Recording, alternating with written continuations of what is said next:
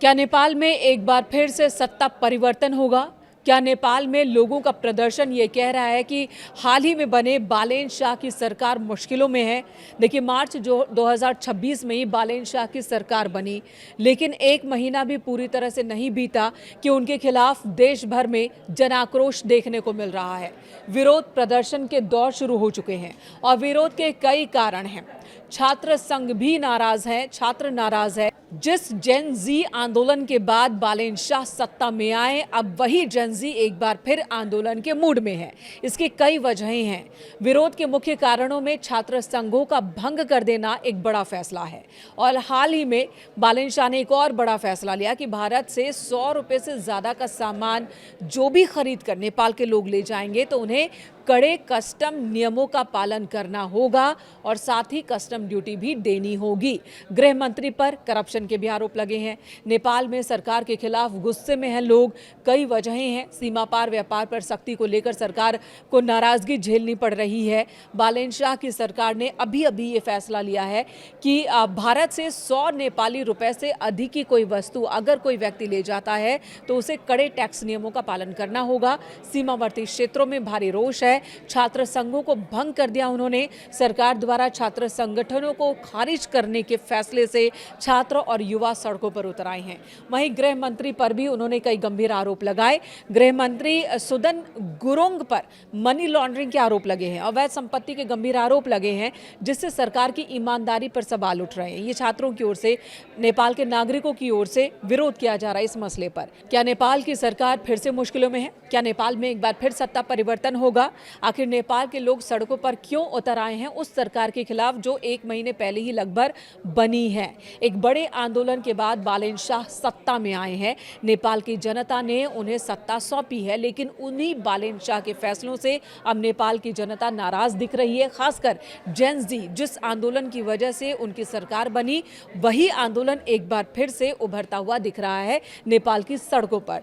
नेपाल में राजधानी से लेकर दूसरे शहरों में सड़क के अंदर प्रदर्शन हो रहा है तो सदन के अंदर भी प्रदर्शन हो रहा है। सड़क से लेकर सदन तक मौजूदा सरकार का विरोध हो रहा है। कौन कौन से बड़े फैसले हैं जिसकी वजह से सरकार को विरोध का सामना करना पड़ रहा है, ये जान लेते हैं। अभी हाल ही में एक बड़ा फैसला लिया गया बालेन शाह की ओर से कि सीमा पार के व्यापार पर सख्ती से कानून को लागू किया जाएगा। सरकार ने यह फैसला लिया है कि भारत से 100 नेपाली रुपए से अधिक की कोई भी वस्तु खरीदने पर कड़े टैक्स नियमों का पालन करना होगा। उन्हें कस्टम ड्यूटी देनी होगी नेपाल के लोगों को, जो कि 80% तक जा रही है, जिसकी वजह से भारत से जो खरीद करते थे नेपाल के लोग, सस्ते दामों पर जो सामान मिल जाया करता था वो अब वहां महंगी हो जाएंगी, जिसकी वजह से वहां पर खासकर सीमावर्ती क्षेत्रों में बहुत नाराजगी से लेकर छात्र संघों को भी भंग कर दिया। सरकार द्वारा छात्र संगठनों को खारिज किए जाने के फैसले का छात्र विरोध कर रहे हैं, युवा सड़कों पर उतर आए हैं।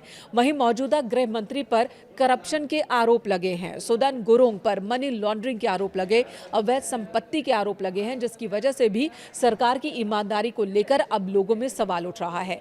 जेन जी का विरोध सबसे ज्यादा झेलने को मिल सकता है बालेन शाह की सरकार को, क्योंकि सरकार की नीतियां युवाओं के खिलाफ है, ऐसा इनका मानना है। आम नागरिक काठमांडू समेत प्रमुख शहरों में प्रदर्शन कर रहे हैं। प्रदर्शन केवल सड़कों तक सीमित नहीं है, बल्कि प्रशासन के केंद्र सिंह दरबार तक पहुंच चुके हैं।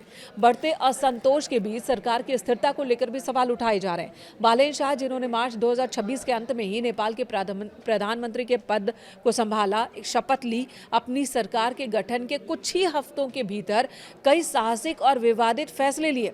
उनके कुछ फैसलों की चर्चा पूरी दुनिया में हो रही है और उन्हें पॉजिटिव तरीके से लिया जा रहा है, लेकिन कुछ फैसले ऐसे हैं जिनका विरोध नेपाल के लोग कर रहे हैं और इन फैसलों ने देश में बड़े पैमाने पर विरोध प्रदर्शन को जन्म दिया है। बालेन शाह के सबसे चर्चित और विवादित फैसलों की बात कर लें तो छात्र राजनीति को लेकर जो उन्होंने प्रतिबंध लगाने का फैसला लिया। सरकार ने विश्वविद्यालयों और शैक्षणिक संस्थानों में राजनीतिक दलों से संबंध छात्र संघों को भंग करने का आदेश दे दिया। सरकार का तर्क है कि शैक्षणिक संस्थान राजनीति का अखाड़ा नहीं बनने चाहिए, बल्कि यहाँ पर शिक्षा को बढ़ावा मिलना चाहिए, बच्चों को पढ़ाने पर फोकस होना चाहिए। लेकिन छात्रों को ये बात पसंद नहीं आ रही है। इसके विकल्प के रूप में गैर पक्षपाती छात्र परिषदों के गठन का प्रस्ताव जरूर सरकार की ओर से दिया गया, लेकिन ये मंजूर नहीं है युवाओं को। वहीं सीमा शुल्क की बात हमने की ही कि भारत और नेपाल के बीच में, खासकर सीमावर्ती इलाके में, वहां पर बड़े पैमाने पर व्यापार होता है भारत और नेपाल के बीच, और ये रोजमर्रा का व्यापार होता है। नेपाल के लोग भारत आते हैं, जो सामान उन्हें यहाँ सस्ते लगते हैं वो खरीद कर ले जाते हैं। नेपाल के लोग भारत में जाते हैं और वहां से सामान लेकर आते हैं, और इसे लेकर नियम भी है, लेकिन अभी तक सख्ती से इसे लागू नहीं किया गया था, लेकिन अब इसे अनिवार्य किया जा रहा है। सीमा शुल्क को अनिवार्य किया गया है और इस फैसले से सीमावर्ती क्षेत्रों के निवासियों में भारी नाराजगी है, क्योंकि वे इसे दैनिक जरूरतों के लिए भारतीय बाजारों पर निर्भर है और अब उनका जो महीने का खर्च है वो कहीं ज्यादा बढ़ जाएगा। इस वजह से भी उनका विरोध हो रहा है। साथ ही एक और फैसला जिसे लेकर बहुत विवाद हुआ कि कक्षा 5 तक की औपचारिक परीक्षाओं को समाप्त कर दिया गया। विदेशी नाम वाले स्कूलों को अपना नाम बदलने का निर्देश दिया गया, इसे लेकर भी विवाद हुआ।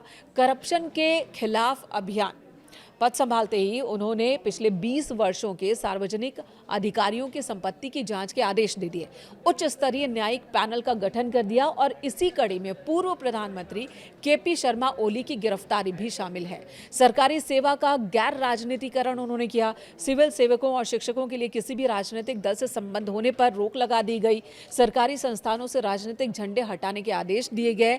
इन फैसलों के अलावा गृह मंत्री सुदन पर जो करप्शन के आरोप लगे, जिसकी वजह से सरकार की छवि को लेकर सवाल खड़े हो रहे हैं और लोगों में विरोध बढ़ता ही जा रहा है। हालांकि कुछ सकारात्मक और सुधारवादी फैसले भी बालेन शाह ने लिए हैं और इन फैसलों में कई हैं जिनकी चर्चा विदेशों में भी हो रही है। करप्शन के खिलाफ महाअभियान की शुरुआत की, पूर्व दिग्गजों की गिरफ्तारी की। एक तरफ इसे लेकर यह कहा जा रहा है कि राजनीतिक अस्थिरता बन सकती है, लेकिन दूसरी तरफ यह भी कहा जा रहा है कि राजनीतिक सफाई कर रहे हैं वो और करप्शन के खिलाफ जीरो टॉलरेंस की नीति अपना रहे हैं, जो नेपाल के लिए भविष्य के लिए अच्छा हो सकता है। तो कुछ लोग इसकी तारीफ भी कर रहे हैं। संपत्ति की जांच के आदेश उन्होंने दिए हैं। पिछले 30 वर्षों में सार्वजनिक पदों पर रह रहे अधिकारियों और नेताओं की संपत्ति की जांच के लिए उच्च स्तरीय न्यायिक समिति का उन्होंने गठन किया। इसका विरोध बड़े स्तर पर जरूर हो रहा है, लेकिन अगर हम आम नागरिक की बात करें तो उन्होंने बड़े स्तर पर इस फैसले का स्वागत भी किया है। लेकिन हाल फिलहाल जो बड़े फैसले लिए गए हैं बालेन शाह की ओर से, उसे लेकर लोगों में बहुत नाराजगी है और ये कहा जा रहा है कि मुमकिन है कि बालेन शाह के जो क्रांतिकारी कदम है उसकी वजह से उन्हें आने वाले दिनों में एक बड़ी परेशानी का सामना करना पड़ सकता है।